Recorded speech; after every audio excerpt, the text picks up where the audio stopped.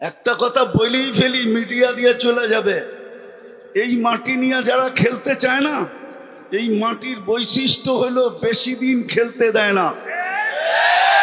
হয়তো মাটি তাকে কিক মেরা দেয়, কিক কিক বুঝেন? হয়তো বোল্ড আউট করে, নাইলে রান আউট করে, নাইলে ক্যাচ আউট করে, নাইলে ছক্কা মাইরা বাউন্ডারির বাহিরে করে। এটা হলো এই মাটির বৈশিষ্ট্য। আমি আপনাদের স্বাধীনতা দেখি নাই। এই যে স্বাধীনতা কত বৎসরের, আগস্টের, কেন ওই দিন আমি দেশে ছিলাম না। আমি 18ই জুলাই চলে গেছিলাম ইংল্যান্ড। যেদিন স্বাধীন হইতেছিল ওই দিন আমি জমিনেই ছিলাম না। 4 তারিখে রাত্রে আমি কানাডা যেতেছিলাম। আমি ছিলাম আকাশে 39,000 ফিট উপরে, জমিনের থেকে নাইমা শুনছি স্বাধীন হয়ে গেছে। কিন্তু পরে যা শুনতেছিলাম, আমি বিলকুল দেশে আসছি সেপ্টেম্বরের 23 তারিখে। মধ্যখানে একদিনের জন্য আসছিলাম, আবার চলে গেছি কোরিয়া। ঢাকা নামছি, একদিন ছিলাম, পরের দিন ফ্লাইট কোরিয়া ছিল আমার। কিন্তু বাইরের থেকে শুনতেছিলাম, সবাই ভাবতে ছিল যে না জানি দেশটা মাটির সাথে মিশা না যায়। 16 বৎসরের একটা মায়া আছে না? না নাই? নাই না, গৃহযুদ্ধ লেগে যায়। বাহিরের থেকে শুনতেছিলাম, আপনারা শুনতেছিলেন কিনা জানি না। আমি কানাডার থেকে আবার ইংল্যান্ড আসছি, ইংল্যান্ড থেকে আমি মিশর আসছি, মিশর থেকে সৌদি আরব আসছি, বাংলাদেশে আবার পড়িয়া গেছি। সব জায়গায় এক আলোচনা শুনতেছিলাম, দেশটা মাটির সাথে মিশা যায় কিনা। কিন্তু আমার বিশ্বাস ছিল কিচ্ছু হবে না। এই দেশটার সাথে আল্লাহর একটা ভালোবাসা আছে, এটারও একটা কারণ আছে, বলবো? ইসলামের সর্বপ্রথম কোরবানি এই মাটির নিচে লুকানো আছে। আল্লাহর রসুল হিজরত করেন নাই, তখন বাংলাদেশে 4 সাহাবী চলে আসছিলেন। বাঙালিরা সাহাবীদের চেহারা দেখা মুসলমান হয়েছে। বাংলাদেশের ইসলামের বয়স আর মদিনার ইসলামের বয়স কাছাকাছি, সমসাময়িক বললেও ভুল হবে না। 4 সাহাবী চলে আসছে, আবু ওয়াক্কাস, ওহাব ইবনে মালিক, কাসেব ইবনে হুযাইফা, উরওয়া ইবনে সাসা। এইখান থেকে 2 জন চিনে গেছেন। আবু ওয়াক্কাস রাদিয়াল্লাহু তাআলা আনহুর কবর চীনে, ওহাব ইবনে মালিক রাদিয়াল্লাহু তাআলা আনহুর কবর মঙ্গোলিয়ার বর্ডারে। কিন্তু 2 জনের কবর ইতিহাসবিদরা বলে এই মাটির নিচে। এই জন্যই মাটির নিচে একটা আধ্যাত্মিক শক্তি লুকানো আছে। একটা কথা বলেই ফেলি, মিডিয়া দিয়ে চলে যাবে। এই মাটি নিয়ে যারা খেলতে চায় না, এই মাটির বৈশিষ্ট্য হলো বেশি দিন খেলতে দেয় না। হয়তো মাটি তাকে কিক মেরা দেয়, কিক কিক বুঝেন? হয়তো বোল্ড আউট করে, নাইলে রান আউট করে, নাইলে ক্যাচ আউট করে, নাইলে ছক্কা মাইরা বাউন্ডারির বাহিরে করে। এটা হলো এই মাটির বৈশিষ্ট্য। কেননা ওই আধ্যাত্মিক শক্তি মাটির নিচে লুকায় আছে। এই জন্য আমার বিশ্বাস, দুনিয়ার কোনো পরা শক্তিও যদি, আমি আমার ভিতর থেকে বলতেছি, এই মাটিতে আসতে চায়, তাহলে আমার বিশ্বাস এই মাটিতে টিকবে না। কেননা এই মাটির নিচে এক আধ্যাত্মিক শক্তি আছে, যেটা ইতিহাসের পাতা খুঁজলে পাওয়া যায়। আরেকটা বাহ্যিক শক্তি আছে। বাংলাদেশে 40,000-এর উপরে হেফজখানা আছে। সুবে সাদেক হওয়ার 1 ঘন্টা আগে এরা ঘুম থেকে ওঠে।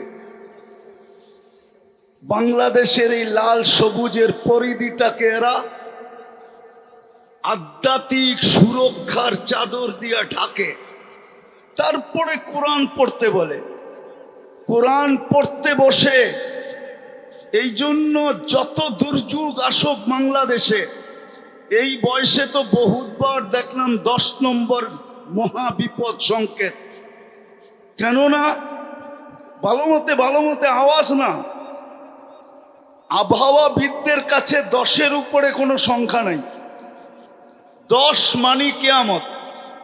এই পর্যন্ত বহুতবার উঠাইতে দেখলাম, কিন্তু কয়েকটা কলা গাছ ব্যতীত আর কিচ্ছু পড়ে না, ঠিক না? একবার আমি নিজে ছিলাম, বুলবুল যখন আসে তখন 10 নম্বর মহাবিপদ সংকেত ছিল।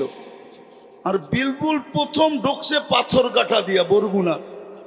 ওই রাত্রে আমি পাথরঘাটায় ছিলাম, 10টা-12টা টিনের নিচে ছিলাম। আমার সাথে আরো লোক ছিল মসজিদে। সারা রাত্র দেখতেছিলাম যে বুলবুল ঢুকতেছে, ভাবতেছিলাম কি না কি হয়। কিন্তু সকালবেলা যখন ঢাকার উদ্দেশ্যে রওনা দিছি, রাস্তায় শুধু কয়েকটা কলা গাছ পড়া পাইছি, আর কিচ্ছু পাইনি। আরেকটা যুক্তি দিতেছি, আপনি দেখবেন যতগুলা বড় বড় ভূমিকম্প বাংলাদেশে আসছে, সবগুলা শেষ রাত্রে আসছে। 7.8, 6.5, 6.2, 6.1, যতগুলা বড় বড় ভূমিকম্প আসছে সব শেষ রাত্রে। একটাও আপনি প্রথম রাত্রে দিনে দেখাইতে পারবেন না। যখন এটাকে সুরক্ষার চাদর দিয়া ঢাইকা দেওয়া হয়, তখন এই ভূমিকম্পটা আসে। কেননা দেওয়ালে বল মারলে দেওয়াল ভেদ করা সম্ভব না। হয়তো স্লিপ খায়া ডাইনে যাবে, নাইলে বামে যাবে, নাইলে যেদিক থেকে আসছে ওই দিকে পিছনে রিপিট করবে, ঠিক না? পিছনে ফিরা যাবে, ঠিক না? বাংলাদেশের ভূমিকম্প ঠিক এরকমই, আজ পর্যন্ত কোনো বিপর্যয় হয় নাই। আর আমি বইলা বেড়াই, বাংলাদেশ নড়ে চড়ে পড়ে না, কোনো দিন পড়বে না ইনশাআল্লাহ। কেননা মাটির নিচেও এক আধ্যাত্মিক শক্তি আছে। বার্জিক 40,000 হেফজোখানার সুরক্ষা আছে। 2.5-3 লক্ষ মসজিদের কথা বাদ দিলাম। এই দেশের সাথে আল্লাহর একটা মোহাব্বত আছে। কি আছে? নাইলে এই দেশটা বাঁচার কথা না। হ্যাঁ, আপনি দুনিয়া ঘুরেন, তারপরে দেখেন সারা দুনিয়া এটাই বলে এই দেশটা টিকা আছে কি করে। আমি আপনাদের এইখানে লোক নিয়ে আসবো আর এলাকার ভিতরে ঢুকাবো, এলাকার পরিবেশ দেখা ও ভাইগা বাহির হয়ে যাবে যে আমি 2 ঘন্টা থাকলে নিজেই মরে যাবো। আর এইগুলা মাসের পর মাস টাকরা বেচা আছে। বরং আরেকটা মজার খবর দিমু, হ্যাঁ দিমু। 2020-এ যখন অ্যান্টিবডি চেক করা হয়, তো আমাদের তেজগাঁও বস্তিতে অ্যান্টিবডি পাওয়া গেল 75। কত? আর গুলশানে পাওয়া গেল 65। বস্তিওয়ালার অ্যান্টিবডি গুলশানওয়ালার থেকে 10 বেশি। কত বেশি? কত? মনে হয় কিচ্ছুই বোঝেন না। আল্লাহর রহমত আছে আমাদের সাথে।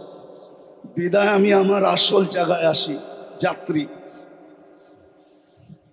চলমান যাত্রা প্রস্তুতি কতটুকু?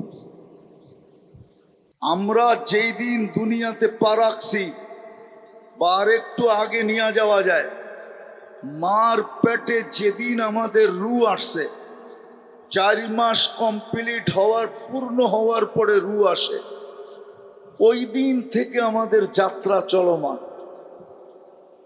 আমরা যেখানেই বাস করি না কেন, দুনিয়ার পজিশন আমাদের যেমনই হোক না কেন,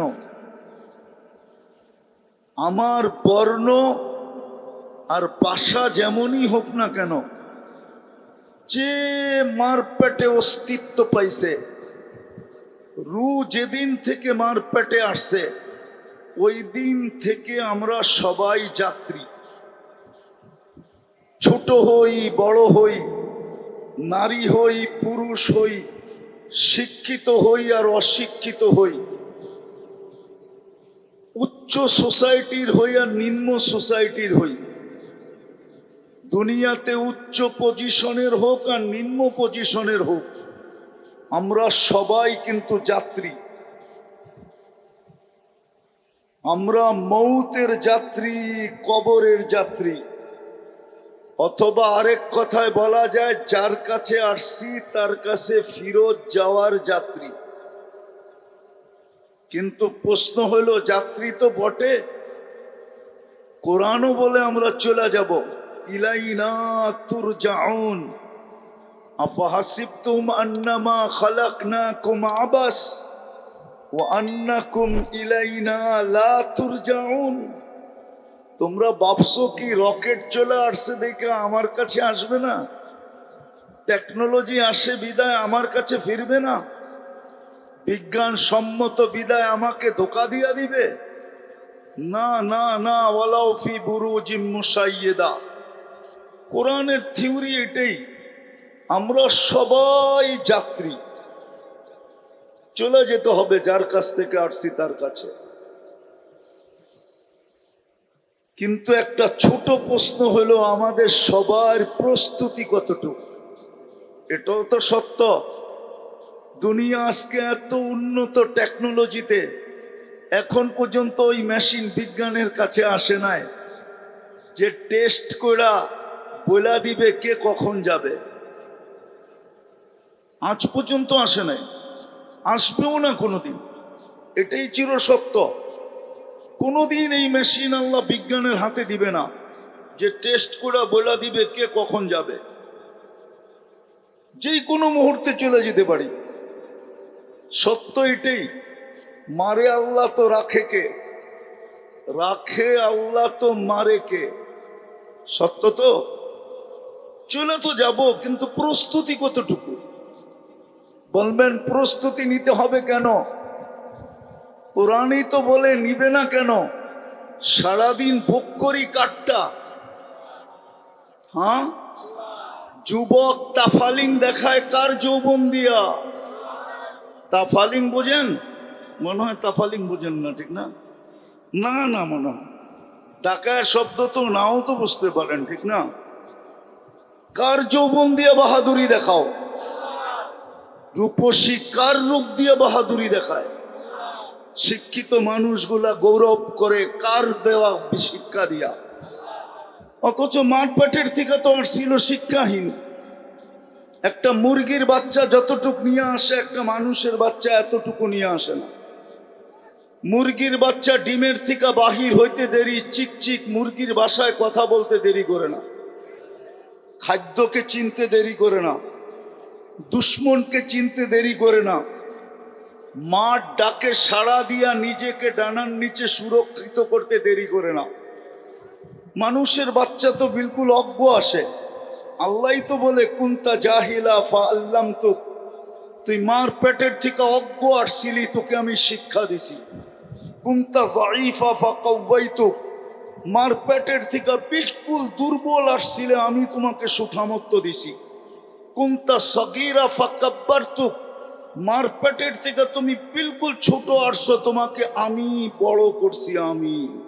কুনতা মিসকিনা, মার পেটের থেকে তুমি নিশ্চয় আসছিলে।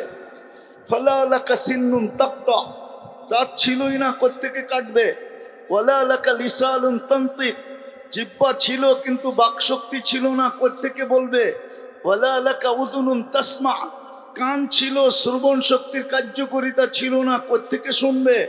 ওয়ালা লাকা আইনুন তানদুর, চক্ষু ছিল কিন্তু দৃষ্টিশক্তির কার্যকারিতা ছিল না, কোত্থেকে দেখবে।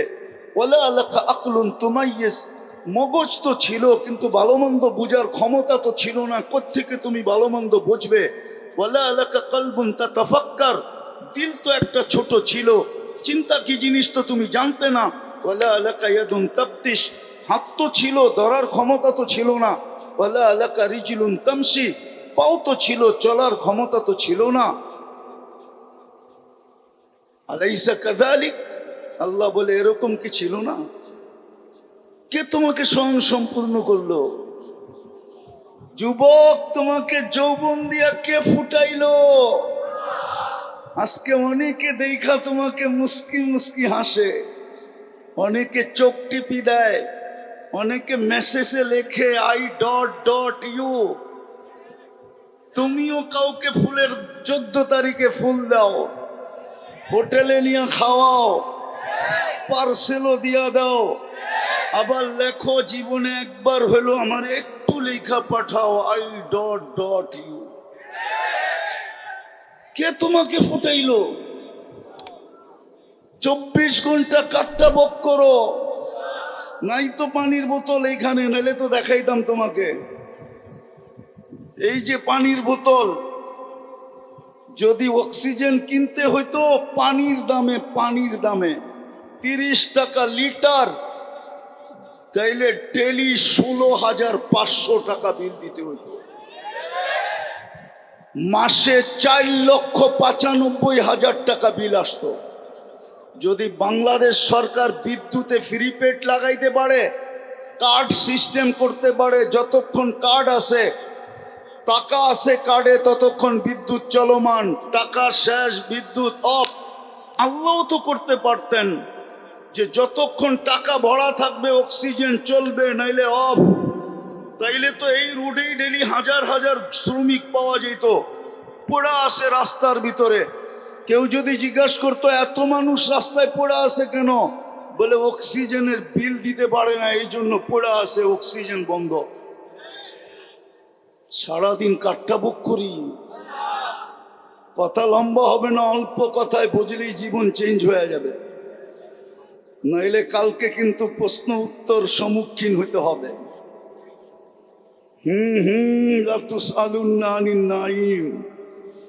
আল্লাহ বলে একটা নেয়ামতের হিসাব দেওয়ার ক্ষমতা তোর নাই, একটা নেয়ামতের। আমি দেখাইতেছি দৃষ্টি শক্তি একটা নেয়ামত। কয়টা? ঠিক না?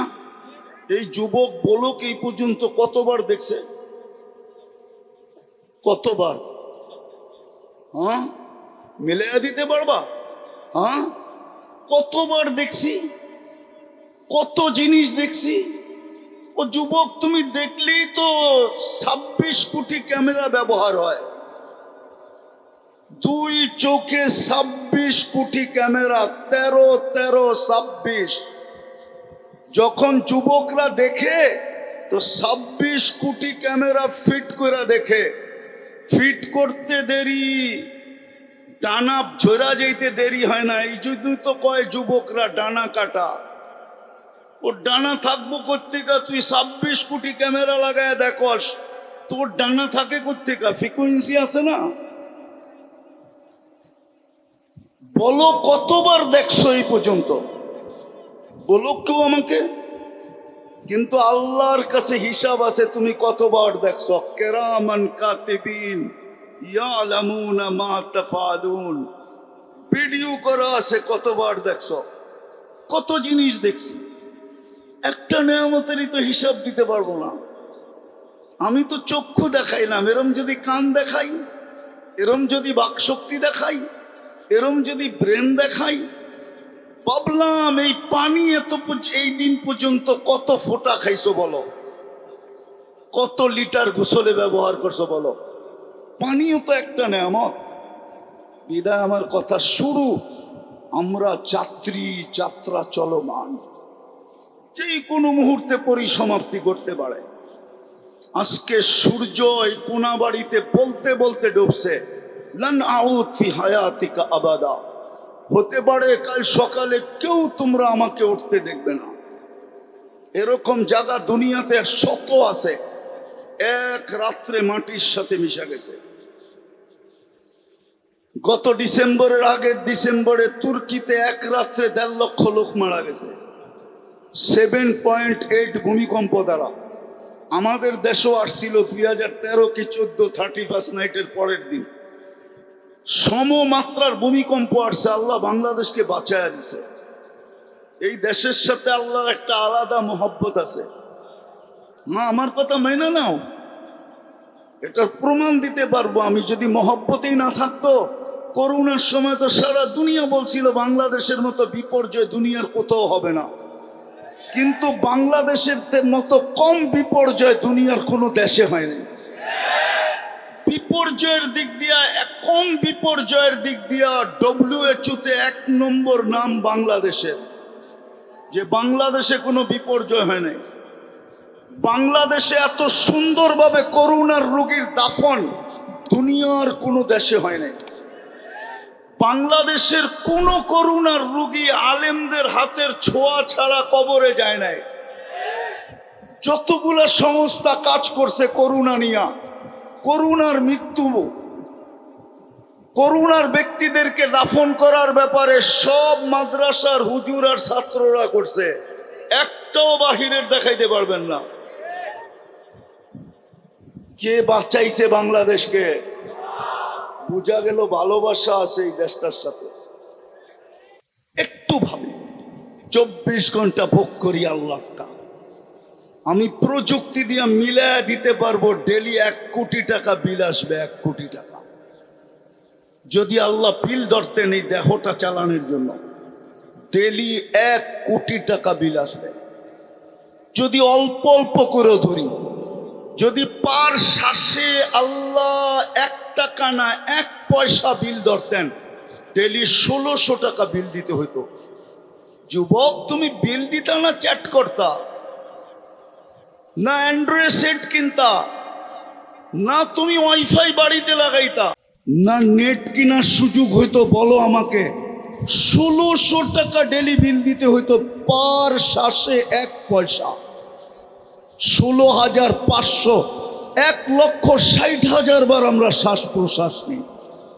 বাংলাদেশের শিক্ষিত মানুষগুলার বিবেক তো খুললো না, আমার জাতির তো বিবেক খুললো না। খোলাইতে তো চাইছিলেন যমুনা গ্রুপের মালিক। করোনায় যখন মারা যাইতেছিলেন তো চিৎকার দিয়া ডাক্তারের টিমকে বলতেছিল, আমাকে স্বাভাবিক শ্বাস নিতে দে, আমি এন্টার কোম্পানি তোদের নামে লেখা দিব। এখনো পেপারে ওটা লেখা আছে। আমি নাম বললাম না, শুধু গ্রুপের নাম বললাম। এখনো নেটে সার্চ দিলে পাওয়া যাবে। স্বাভাবিক শ্বাসের বিনিময় এন্টার কোম্পানি, যেটা এখন কয়েক লক্ষ কোটি টাকা যেটার দাম, যাদের পুঁজি লক্ষ কোটি টাকার উপরে, এন্টার কোম্পানি লেখা দিতে চেয়েছে শুধু স্বাভাবিক শ্বাসের বিনিময়। যাত্রী তো প্রস্তুতি কতটুকু? আমি কথা শেষ জায়গায় চলে আসছি। প্রস্তুতি নিয়ে গেলেই মিলবে, অঙ্গীকার পুরা হবে। এই উম্মতের সাথে আল্লাহর অঙ্গীকার, ইন্নাল্লাহ আশতারা মিনাল মুমিনিনা আনফুসাহুম ওয়া আমওয়ালাহুম বিআন্না লাহুমুল জান্নাহ। জান্নাতের অঙ্গীকার, জান্নাত। আমার যুবক তো জান্নাত চিনে না, আমার সমাজ তো জান্নাত চিনে না। যদি যুবক জান্নাত চিনতো, তাহলে কসম খোদা আমার যুবক কোনো দিন মাদকে আসক্ত হতো না, জান্নাতে আসক্ত হতো। জান্নাতে ও তো সারাদিন জান্নাত জান্নাত করত। বলতো, আল্লাহ কবে নিয়ে যাবেন, আবার কবে দিবেন, নিবেন কবে, জান্নাত দিবেন কবে? জান্নাত তো দেখতেছি, যেখানে যা চাবে তা মিলবে।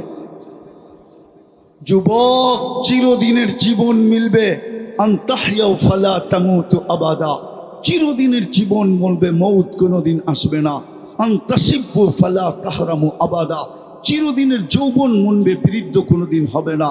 আনতাসিহু ফালা তামরাদু আবাদা, চিরদিনের সুস্থতা মিলবে, অসুস্থ কোনোদিন হবে না। আনতানামু ফালা তাইয়াসু আবাদা, চিরদিনের নিয়ামত মিলবে, কোনো দিন যারা পরিমাণ কমবে না। তারপরেও 3টা দিবে, মা তাস্তাহি আনফুসুকুম, যা মনে চাবে তা মিলবে। আজকে তো মনে চায়, ঠিক না? চায় না? বলমু? অর্থকী, সর্তকী, নর্তকী, গায়িকা, সায়িকা, মডেল, সডেল, ঠিক না? মনে চায় না? 7 মিটাও কেমনে? খালি মোবাইলে টাচ করে চুমা দিয়া, রাগ হয়ে গেল মনে হয়, ঠিক না? এইভাবেই তো শাক মিটাও, ঠিক না? জান্নাতে যেটা মনে চাবে ওটা তোমার, চোখে যেটা লাগবে ওইটাই তোমার। ষষ্ঠ নাম্বার, এখন চোখে লাগে বেশি তাকাইলে জুতা দেখায়, ঠিক না? তোর কি মা বোন নাই সাইজ করমু বেশি করলে? আর বেশি তাকাইলে প্যাকেট বানায় মিন্নির মতো বাড়িতে পাঠায় দেবো একবারে। জান্নাতে যেটা চোখে লাগবে ওটা তোমার। সপ্তম নাম্বার একটা আছে, আল্লাহ বানায় লুকায় রাখছে, মাঝে মাঝে শো করবে আর আমাদেরকে অবাক করে দিবে, অবাক। জান্নাতেও সমুদ্র সৈকত আছে দুইটা, বাংলাদেশের লোকে মিল আছে। বাংলাদেশ জান্নাতের সাথে মিল আছে, বাংলাদেশও দুইটা সৈকত, জান্নাতেও দুইটা সৈকত। বাংলাদেশের একটার নাম কুয়াকাটা, একটার নাম কক্সবাজার। জান্নাতের একটার নাম বাইদাজ আর একটার নাম বাইদাক। সকালে এক জায়গায় যাবে, বিকালে আরেক জায়গায় যাবে, ডেলি যাবে। প্রথম আড্ডা দিবে, তারপরে ওইখানে খাওয়া দাওয়া হবে, কুদরত দিয়া পাকায় আল্লাহ আইটেম পাঠাবে। যখন বাড়িতে ফিরতে শুরু করবে তো পর্দার ভিতর থেকে বাড়ি করে একটা ছেঁড়া দিবে, বুঝছো না? মনে হয় বোঝে নাই। চোখে চোখ লাগতে লাগতে দেরি, তোমার বুকে লাগতে দেরি হবে না। আজ পর্যন্ত কেউ দেখে নাই, তুমি ব্যতীত আর কেউ দেখবে না। প্রথম তুমি দেখবে, শেষ তুমি দেখবে, কেউ দেখে নাই। হাঁটু পর্যন্ত মুষ, কমর পর্যন্ত আম্বার, কাপ পর্যন্ত জাফরান। চেহারা বানাইছেন হোয়াইট কাফুর দিয়া। 120 ফিট লম্বা হবে, চুলটিও 120 ফিট লম্বা হবে। 3 কিলোমিটার ঘেরের কুচি লাগানো লেহেঙ্গা পরা থাকবে। সুতার লেহেঙ্গা না, নূরের সুতা দিয়া কাপড় বানাবে। আমাদের নবীজি চোখে দেখা ঈশা আমাদেরকে বলছে। জাদু যদি জানতাম যুবক, আজকে সুযোগ ছিল। সামিয়ানা তো নাই, ডাইরেক্ট পর্দা সরায়া দেখায় দিতাম তোমাকে, ওই যে দেখ চায়া আছে। জাদু তো জানি না। হ্যাঁ, হায় হায়, আল্লাহ রসুল পায়ের রূপের কথা বলছে। লাউ কাশাফা সাকাইহি লাগাবা দাউ শামস, পাও খুলা দিলে সূর্য চিরদিনের জন্য আলো হারায় ফেলবে। লাউ যাহিকা আলা দুনিয়া লাতানাব্বারাতিদ দুনিয়া কুল্লা, দুনিয়ায় হাসি দিলে সারা দুনিয়া আলোতে আলোকিত হয়ে যাবে। লাউ বাসাগা সাবআতি আবহুর লাসারা আদবা, 7 সমুদ্রে থুতু দিলে পানিগুলা মধুর মতো মিষ্টি হবে। বলো যুবক, ওই ঠোঁটে কিস দিলে কেমন হবে? মনে হয় দিলে লাগে নাই। ওই সময় মনে হয় বুজুর্গ হয়ে যাইবা, ঠিক না? এই হুজুররা 40 বছর আগে ছাড়বো না, 40 বছরের আগে। 40 বছর মনে হবে 40 সেকেন্ড। তারপরে গালে চিমটি দিবে আর বলবে খালি ঠোঁট। আর কাহিনী বানায় নাই আল্লাহ কিছু আমার ভিতরে। চল কামরায় তোরে কাহিনী দেখাই। বেউকুব, খালি ঠোঁট ধরে বয়ে আসিস, আর কিছু নাই আমার ভিতরে। আলাইসা ফিয়া লাকা রাগবা, খালি ঠোঁট। আলাইসা ফিয়া লাকা রাগবা, আমার ভিতরে তোর জন্য আকর্ষণের আর কিছু নাই। চল কামরায়, বেউকুব। ও যুবক, ওই জান্নাত দিয়া কিনবো। চলো আজকে প্রস্তুতি নেওয়ার জন্য প্রথমে তওবা করি। তওবা করবা পাক্কা? আল্লাহ কিন্তু ডাকতেছে। ওলামা আমার সাথে একমত হবে। এখন রাতের 3 ভাগের 1 ভাগ অতিবাহিত হয়ে গেছে। আল্লাহ ডাকতেছে, হাল মিন মুস্তাগফির, কে আসিস মাপ চাবি? আমি চলে আসছি তোদের দুনিয়ার ছাদে। বন্ধুর দিকে তাকায় চলে আসছি, তোদের দিকে তাকায় চলে আসছি, মোহব্বতে চলে আসছি। নাহলে আল্লাহ সামান্য পদওয়ালা মানুষকে দুনিয়াতে দেখি, সামান্য পদবিওয়ালা, সামান্য একটু পদওয়ালা ধরা ছোঁয়ার বাইরে চলে যায়। এমন বাপ নিয়ে রাস্তায় চলে, মনে হয় জমিনই পা দিতে চায় না। মালাকুল মউত মনে হয় ওনারে দেখলে ভয় পায়। আর আল্লাহ 99 পদের মালিক শুধু আল্লাহ, যিনি রহমান, যিনি রহিম, যিনি মালিক, যিনি কুদ্দুস, যিনি সালাম, যিনি মুমিন, যিনি মুহাইমিন, যিনি আজিজ, যিনি জব্বার, যিনি মুতাকাব্বিরুল খালিকুল বারিউল মুসাব্বিরুল গফফারুল কাহ্হারুল ওয়াহ্হাবুর রাজ্জাকুল ফাত্তাহুল আলিমুল কাবিদুল বাসিতুল খাফিদুল রাফিউল মুইজ্জুল মুদিল্লুস সামিউল বাসীরুল হাকামুল আদলুল লতীফুল খবীরুল হালিমুল আযীমুল গফুরুল শাকুরুল আলিকুল কবীরুল হাফিজুল মুকিতুল হাসিবুল জলিলুল করিমুল রকিবুল মুজিবুল ওয়াসি আল হাকিমুল ওয়াদুদুল মজিদুল বাঈতুশ শহীদুল হকুল ওয়াকিলুল কবিয়্যুল মতিনুল ওয়ালিয়ুল হামিদুল الموصي المبدي المعيد المحيي المميت الحي القيوم الواجد الماجد الواحد الأحد الصمد القادر المقتدر المقدم المؤخر الأول والآخر الظاهر والباطن الوالي المتوالي البر التواب المنتقم العفو الرؤوف مالك الملك ذا الجلال والإكرام المقسط والجامع والغني والمغني المانع الضار النافع النور الهادي البديع والباقي الوارث والرشيد الصبور জল্লে চালালু, যিনি 99 পদের মালিক। ওই আল্লাহ চলে আসছে, ওই আল্লাহ ডাকতেছে। রাজি তওবা করতে? হ্যাঁ রাজি? কে কে রাজি দেখি? তাইলে বলে দাও, আল্লাহ অতীত থেকে তওবা করলাম। পাক্কা? আল্লাহ কবুল করো। যদি মনের থেকে কইরা থাকি, আজকে এই মজমার গুনাহ মাফ। এই মজমার সাথে মিলাদ দূরে দূরেও যদি কেউ তওবা কইরা থাকে, ওরও গুনাহ মাফ। হায় হায়, ওলামা আছে, এই জন্য একটা হাদিস শোনায় দিই। এই উম্মতকে আল্লাহ এত ভালোবাসেন, এই উন্নতে তো গুনাহ মাপও চাইতে হয় না। হাদিস বলে, ফালাম্মা তায়াক্কানতা বিল বাওয়ার ওয়া যানানতা আন্নাকা মিন আহলিন নার মানাহতা ইলাইকা রিদওয়ানি ওয়াল্লাইতু ইলাইকা গফরানি ওয়া কুলতু লাকা লা তাহজান গফারতু লাকা যুনুবা ওয়াল আওসার ওয়া লিআজলিকা সাম্মাইতু নাফসি আল আজিজুল গফফার।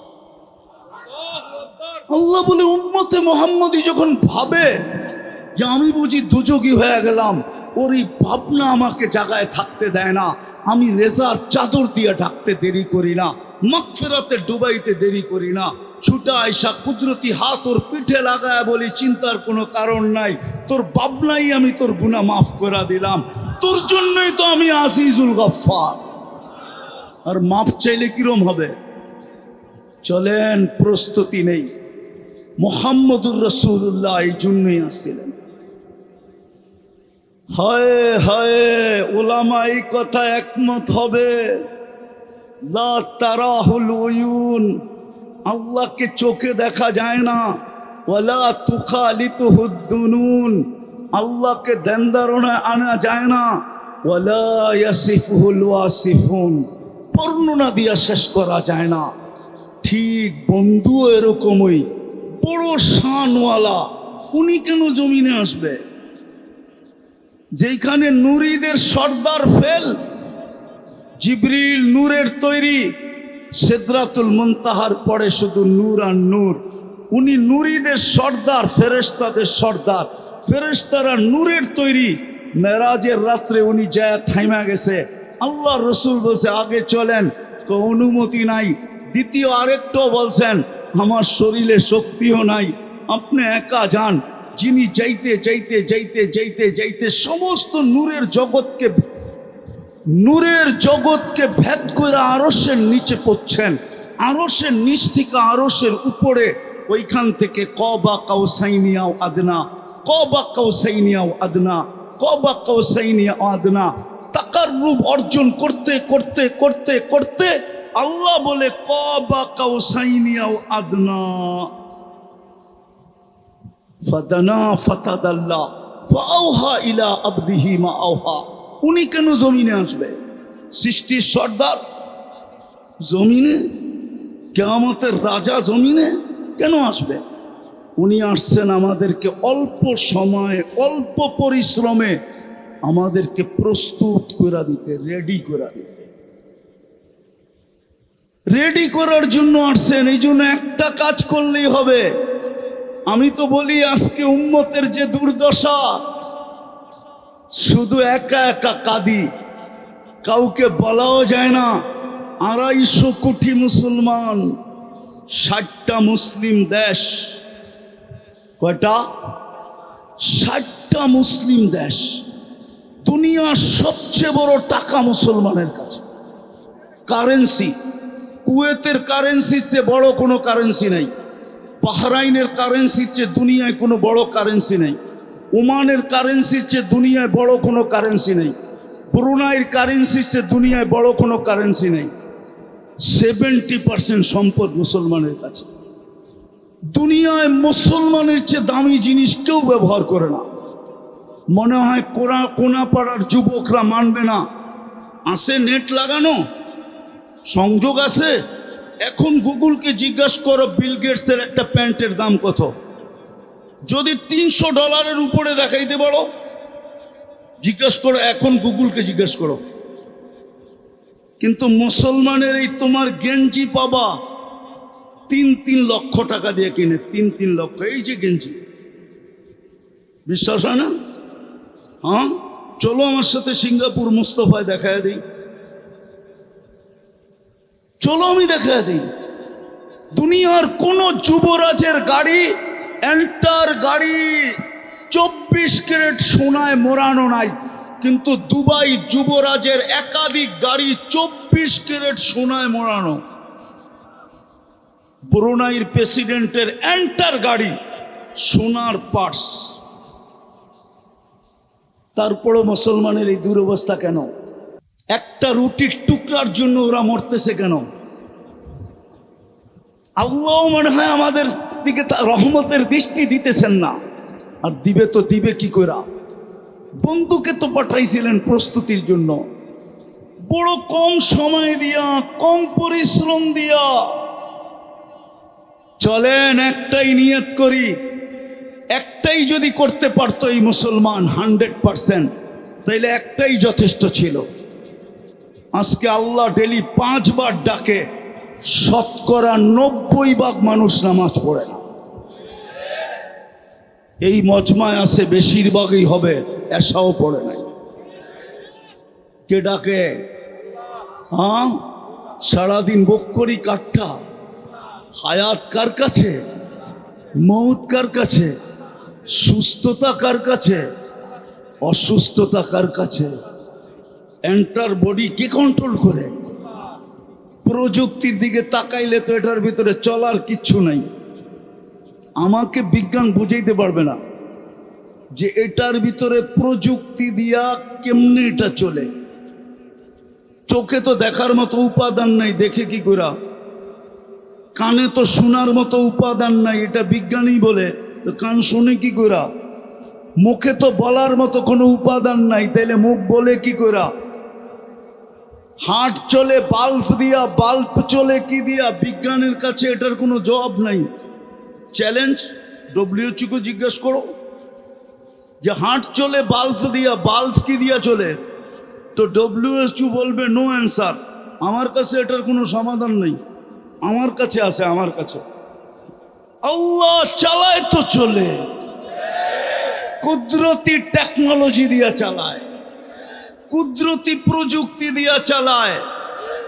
নাইলে চোখে এতটুক জায়গায় 13 কোটি ক্যামেরা সেট হয় কি করে? যুবক, 13 কোটি ক্যামেরার তার নিয়ে গেছেন পিছনে, তার 1.6 সেন্টিমিটার জায়গা দিয়া। একটা তার আর একটা তারের সাথে আল্লাহ লাগতে দেন নাই, লাগলে ফায়ার হবে, ফায়ার, আগুন ধরে যাবে। তুমি সব উল্টা দেখবা, ওই আল্লাহ কুদরত দিয়া দেখায়। সরিষার চেয়ে ছোট বিজ্ঞান এখনো, সরিষার আকৃতিরই এখন পর্যন্ত বিজ্ঞান ক্যামেরা বানাইতে পারে নাই। পারছে নাকি? গুগলে সার্চ দাও, গুগল খালাম মারে শিখাও না, পারছে কিনা। 13 কোটি সরিষা একত্রিত করলে দেখো কত বড় একটা জায়গা লাগে। এর চেয়ে ক্ষুদ্র, শতগুণ ক্ষুদ্র ক্যামেরা পাঠায় দিছে। একটা করলেই হতো। চলো আজকে অঙ্গীকার করি, আজকের থেকে আর নামাজ ছাড়বো ছাড়বো ছাড়বো, পাক্কা। নামাও, এর চেয়ে বড় বেয়াদবি কিচ্ছু নেই, এর চেয়ে বড় নিমক হারামি কিচ্ছু নাই, এর চেয়ে বড় অকৃতজ্ঞতা কিচ্ছু নাই। যদি হইতো তাহলে পিরানে পীর এই কথা কোনোদিন লিখতেন না। আব্দুল কাদের জিলানী রহমতুল্লাহ আলাইহি লেখছে, আমি লিখি নাই। আমার বিরুদ্ধে লেখা লাভ নাই, আমি লেখি নাই, পিরানে পীর লেখছে আব্দুল কাদের জিলানী। কোথায় লেখছে ওনার কিতাব পড়লে পাওয়া যাবে, আমি নাম বলবো না কিতাবের। এত সহজ, স্টেজে বইয়া নাম লইয়া যাবেন, আমি সারা দুনিয়া ঘুরা বেরি করছি। না না না না, নাম তো বলে দিলাম, কে লেখছে এটা তো বলে দিলাম। আব্দুল কাদের জিলানী রহমতুল্লাহ আলাইহি লেখছেন, পিরানে পীর শুকর নাকি সকালবেলা উঠা বলে, আল্লাহ আমি এখন তাকাবো কিন্তু আমার দৃষ্টিটা যেন বেনমাজির উপরে না পড়ে। তুমি ডাকলা তারপরও আসলো না, তো ও আমার চোখে আমার চেয়েও নিকৃষ্ট। পায়ে হাত দিয়া বলি আজকের থেকে যেন নামাজ না ছোটে। ছুটবে? হ্যাঁ, আরেকটা কথা বলেই শেষ করতেছি, শেষ আমার কথা, শেষ আমার কথা। যতদিন আমাদের দেশে, একটু আগেই বলছিলাম, একটা হলো মাটির নিচে আধ্যাত্মিক শক্তি লুকানো আছে, আরেকটা হলো বাহ্যিক শক্তি আধ্যাত্মিক। এই মাদ্রাসা মসজিদ আলেম ওলামা এটা বাহ্যিক শক্তি, আপনি জানেন না। আপনি আলেমদের বাড়িতে সিসি ক্যামেরা লাগায়া মনিটরিং করেন না, হাজারো আলেম আছে রাত্রে উঠা চোখের পানি এই মাটির জন্য ঝরাইতে থাকে।